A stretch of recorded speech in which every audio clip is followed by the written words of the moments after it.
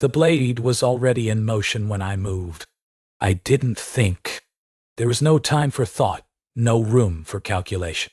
One moment I was standing 3 paces behind Queen Valeth during the trade summit, watching the consortium delegates bow with practiced precision. The next, I saw the glint, a needle-thin assassin's blade emerging from Ambassador Kethral's sleeve, aimed at the space between her shoulder blades, where her ceremonial armor offered no protection. My body made the decision my mind couldn't process. I threw myself between them, twisting to shield her with my torso. The blade meant for her spine found my side instead, sliding between my ribs with a cold, surgical precision that I felt before I understood. The great hall of the Valanthi homeworld erupted into chaos.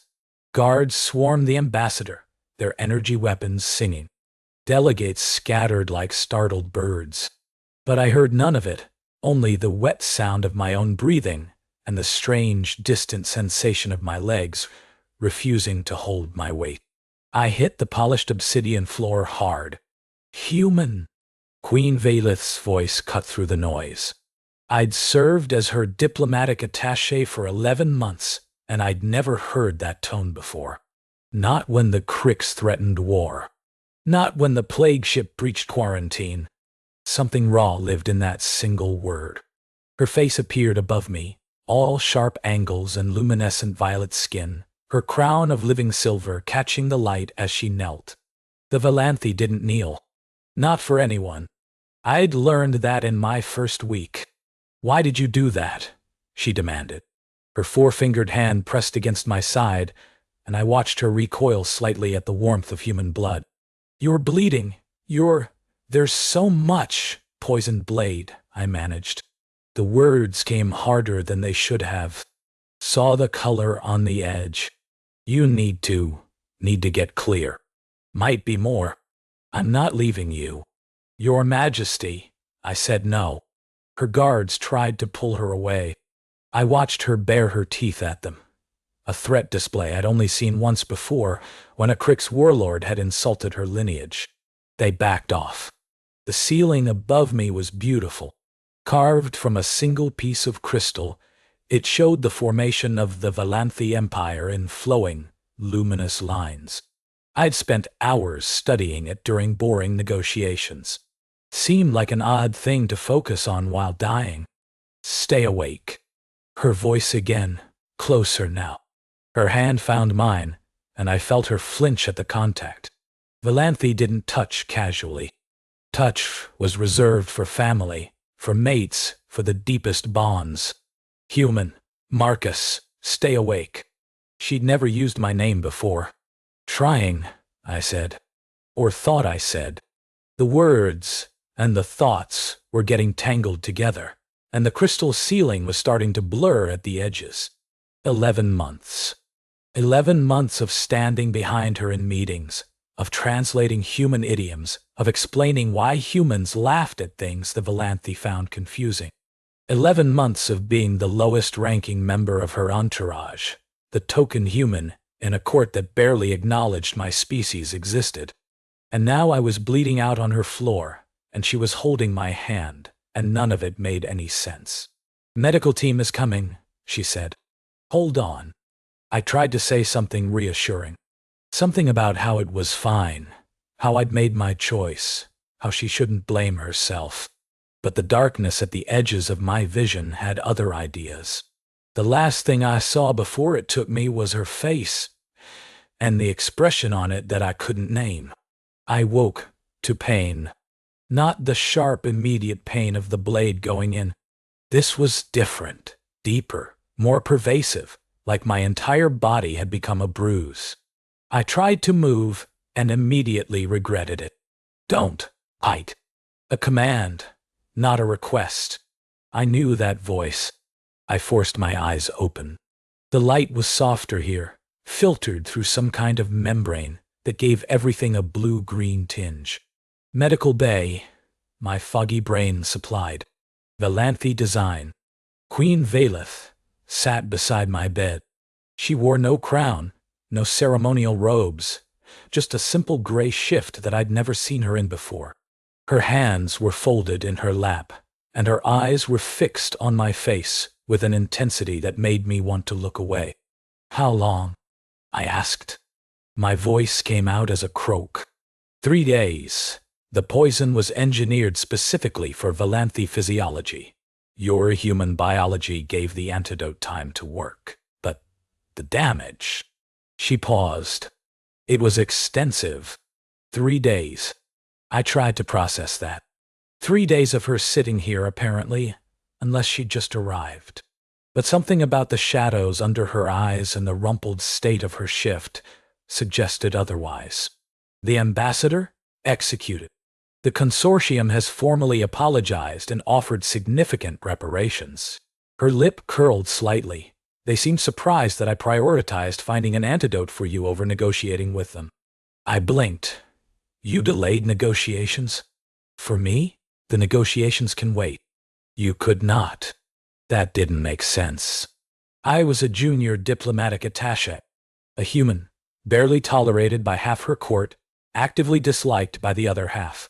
The trade agreement with the consortium had been months in the making and was worth billions in resources. Your Majesty, the treaty will be there when you've recovered. Her voice brooked no argument. I will not discuss it further. Silence stretched between us. I became aware of the soft beeping of monitors, the distant hum of the station's systems, the sound of my own labored breathing. Everything felt fragile, temporary, like the moment might shatter if either of us moved. "Why did you do it?" she asked finally. The question seemed pulled from somewhere deep, somewhere she hadn't wanted to go. The blade was meant for me. You knew that. You saw it coming, and you chose to intercept it. Why? I don't know, I said honestly. I didn't think. I just moved. That's not an answer. It's the only one I have. She stood abruptly, and for a moment I thought she was going to leave. Instead, she paced to the viewport and stood there, her back to me, her reflection ghost-like in the glass. "Valanthi do not do what you did," she said quietly. "We value survival, self-preservation. It's how we built an empire, by being practical, by calculating costs and benefits, by never sacrificing ourselves for others without clear return." She turned to face me. "What you did makes no sense. You're human. Your species is barely a footnote in galactic politics. Your life expectancy is a fraction of mine. You had nothing to gain and everything to lose. Maybe that's not how humans think. Then how do humans think? Explain it to me, because I have spent 3 days trying to understand, and I cannot." I shifted, trying to find a position that didn't make my sides scream. "You're my queen." "I'm not. I'm the queen of Valanthi. You're a diplomatic attaché on loan from Earth's government. You owe me no more loyalty than any other visiting dignitary." "You're my queen," I repeated, more firmly this time. "I've spent 11 months watching you navigate impossible situations. I've seen you choose mercy when cruelty would have been easier. I've seen you stay up for days to find a solution that didn't involve war. I've seen you remember the names of servants, the birthdays of guards, the preferences of the lowest-ranking members of your staff."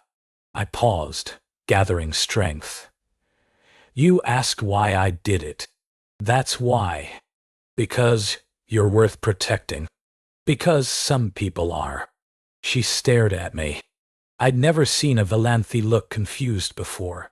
Their faces were usually so controlled, so precise. But something in her expression had cracked open, revealing uncertainty beneath. "You barely know me," she whispered. "I know enough." She returned to the chair beside my bed. When she sat, she was closer than before, close enough that I could see the faint luminescence under her skin that indicated emotional distress. "The physician says you'll recover," she said. "But there will be scarring. The poison did damage that can't be fully repaired. You may have pain for the rest of your life. Okay. That's all you have to say?" "Okay. What else is there to say? It happened. I do it again. She made a sound I'd never heard from a Valanthi before, something between a laugh and a sob.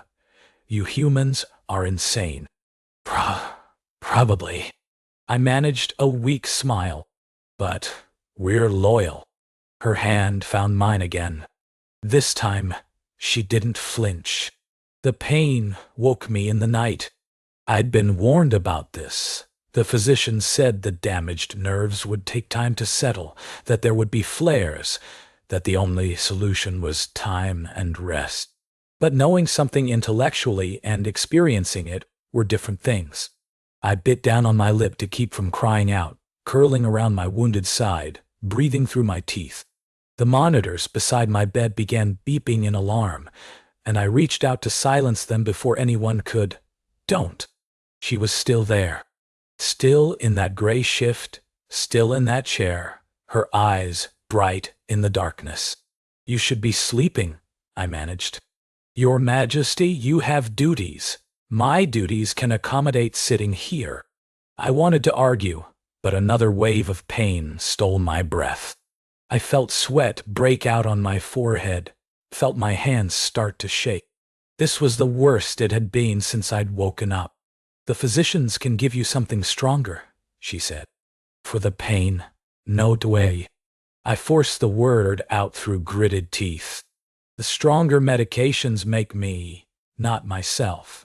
I don't want that. Why? Why? What does it matter if you sleep through the worst of it? Because you're here. The words came out before I could stop them.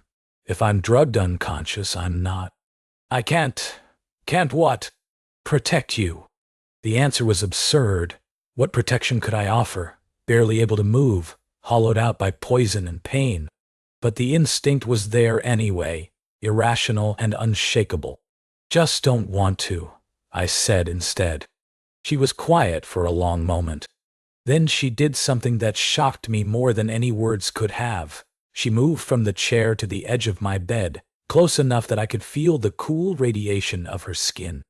Valanthi bond rarely, she said softly. Once, perhaps twice in a lifetime, and only with those we have known for decades. The bond is ice. It creates vulnerability, weakness. My mother warned me against it, said it was a liability for a queen. Your Majesty, I am trying to explain something. Her voice carried an edge of frustration. For 3 days, I have sat here and watched you breathe. I have counted your heartbeats on the monitor. I have refused to leave even when my advisors demanded it, even when the consortium threatened to walk away from negotiations, even when every rational part of my mind told me that you are one human, one small life, and I have an empire to rule. She turned to look at me, and in the dim light, her eyes were vast and deep. 3 days ago, I did not understand why you took that blade. Now I think perhaps I do. She paused. Because I would do the same for you, and that terrifies me. I stared at her. My side was still burning, still sending waves of fire through my nervous system, but it seemed very far away suddenly. That doesn't make sense, I said. I'm nobody. You are not nobody. You are the human who stood behind me for 11 months and never asked for anything, who learned our customs and our language and never complained about the courtiers who mocked you, who remembered that I prefer my tea with starflower honey, that I find consortium negotiations exhausting, that I retreat to the crystal gardens when I need solitude. Her hand found my cheek, cool and steady. You saw me. Not the crown. Not the power.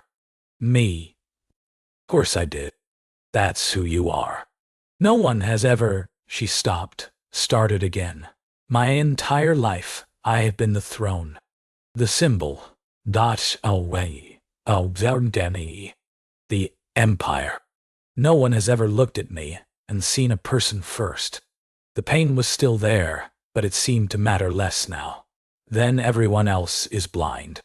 She made that sound again, the laugh sob that seemed uniquely hers. You should rest.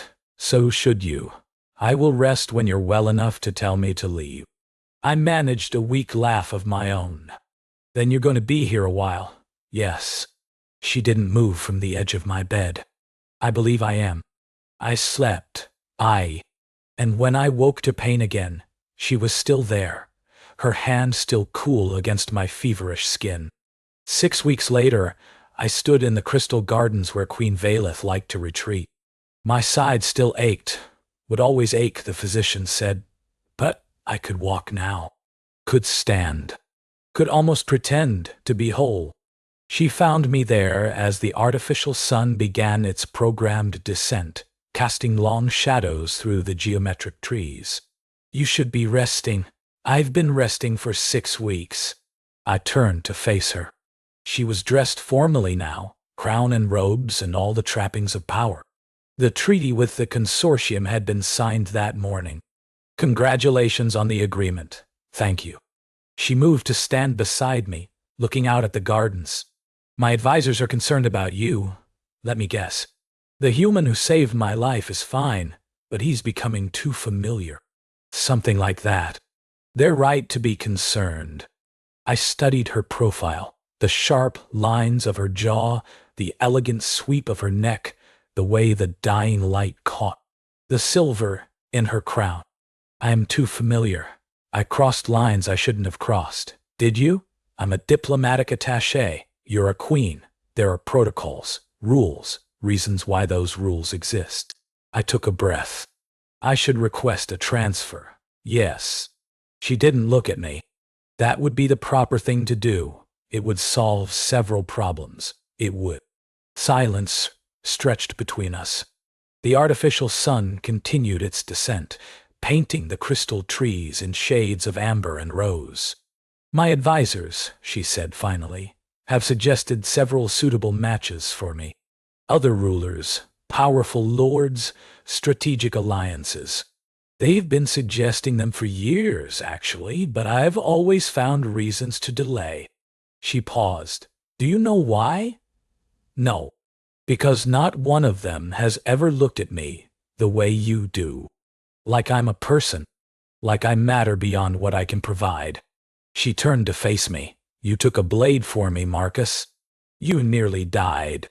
And when you woke up, your first concern was for the trade negotiations you thought I might have damaged by staying at your side. That's my job. No, Tyan. Your job is to facilitate cultural exchanges and translate diplomatic documents. Taking assassins' blades is not in your contract. I couldn't help but smile. Maybe it should be. I don't want you to request a transfer. The words hung in the air between us, heavier than they should have been. Your Majesty, Valeth. She said it firmly. When we're alone, Valeth, Valeth.